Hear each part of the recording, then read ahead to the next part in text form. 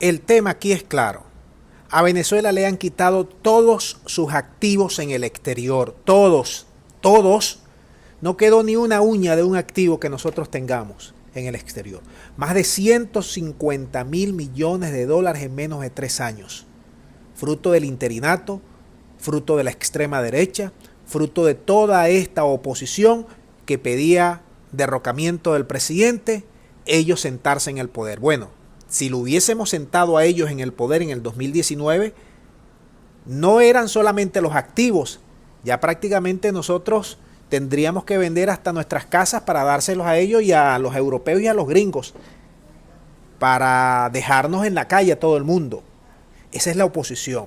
Pero ahora aparece el señor Julio Borges, que ha sido parte primordial en este saqueo a la nación y ha lanzado lo que yo denomino una ofensa a los venezolanos. Pero él dice que es un fideicomiso para constituir ahí a todos los activos que ya están en manos de los gringos, de los canadienses, de los europeos y de los colombianos.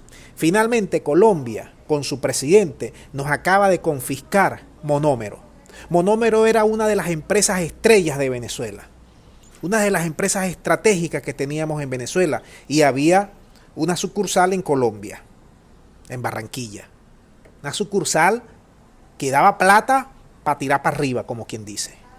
Y que Guaidó, cuando fue confiscada, cuando fue congelada, vamos a decirlo así, desde 2019, Guaidó la llevó a la bancarrota. Y el gobierno colombiano, en vista que Maduro y toda esta gente se está reuniendo en México y que va a haber una ruta electoral, rapidito se la agarró para ellos.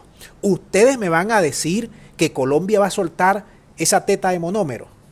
Pero vamos a escuchar la propuesta que hace Julio Borges para evitar que el gobierno de Venezuela tome los activos. Yo no sé cuáles activos, porque ya todos están tomados por gringos, canadienses, colombianos y europeos. No sé cuáles nos quedan. Si alguien me puede ayudar a decir qué activo por allí queda vivo. Bueno, el que se está peleando ahorita es el oro. Y los ingleses no van a dar ese oro. Pero vamos a escuchar a Julio Borges, porque él tiene una propuesta para todos esos activos que él ha denominado el fideicomiso. Adelante, señor Borges. Desde hace más de 2 años, Primero Justicia ha tenido una posición firme con el tema de los activos en el exterior.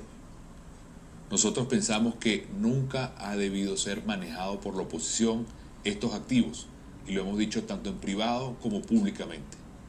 Los activos hay que protegerlos de Maduro, de los acreedores y de la corrupción.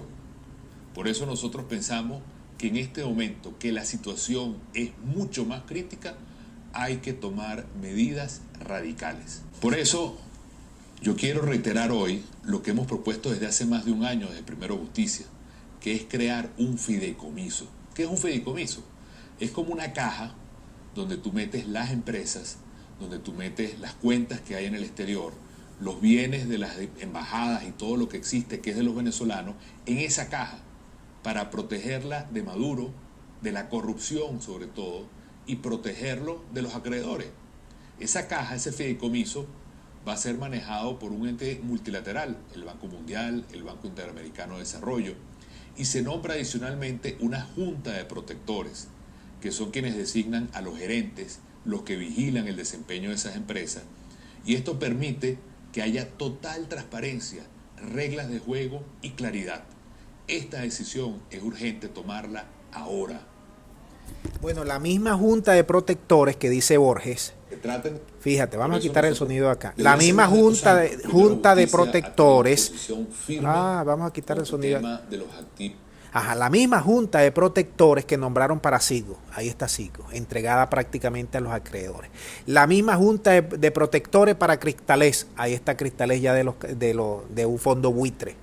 La misma junta de los protectores de la ayuda humanitaria se la pegó toda Guaidó y todas las ONGs que él creó con todos sus amigos. La misma junta de protectores para allá, para el gobierno inglés. No hay manera. Estos eran los que iban a tumbar a Maduro y se iban a sentar en el poder.